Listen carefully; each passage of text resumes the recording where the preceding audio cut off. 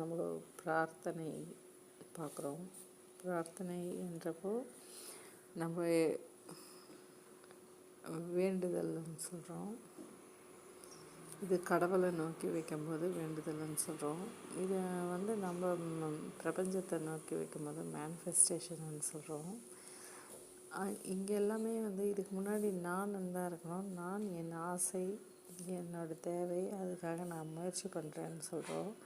இதிலேருந்து நான் என்ற மையத்திலிருந்து விலகி பிரார்த்தனை கடவுள்ன்றதையோ பிரபஞ்சம்ன்றதையோ நோக்கி சென்டர் மாறுது.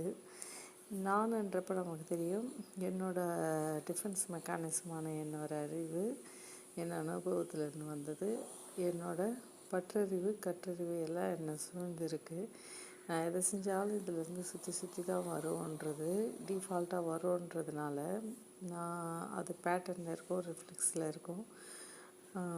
அதனால் என்ன வரணுமோ அதுதான் ஏற்கனவே வந்துக்கிட்டுருக்கு. அதை தாண்டி வேறு ஏதாவது வேணுன்றப்போ தான் நான் பிரார்த்தனை செய்கிறேன். இதில் இல்லை இருக்கிறது ஏதாவது வேண்டான்னு சொல்கிறதுக்காகவும் நான் பிரார்த்தனை செய்கிறேன். இந்த யூனிவர்ஸ்கிட்ட கேட்குறேன். அப்போது என்னோடய ஒயரிங், என்னோடய நியூரல் பாத்வே இதில் இல்லாத ஒன்று வேணும்னு கேட்குறேன். அப்போ நான் இதை விடுறதுக்கு ரெடியாக இருக்கிறப்ப தான் இந்த பிரார்த்தனைன்றதும் பிரபஞ்சத்துக்கிட்ட கேட்டு மேனிஃபெஸ்ட் பண்ணுறதோன்றது வருதுன்றதை நம்ம புரிஞ்சிக்க முடியும்.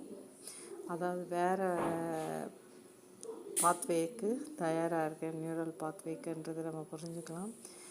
வேறு ஒயரிங்க்கு தயாராகிறேன்.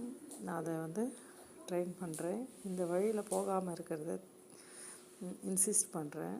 என்னோடய ரிஃப்ளெக்ஸை தடுக்கிறேன், என்னோடய பேட்டர்னை தடுக்கிறேன், புதுசு உற்பத்தி பண்ணுறேன். அதே நேரத்தில் நான் எனதுன்ற மையத்திலேருந்து வெளிவந்து மிக காலங்காலமாக ஸ்ட்ராங்காக இருக்கிற ஒரு இயற்கை விதிகளின் மேலே என் நம்பிக்கையை வைக்கிறேன்.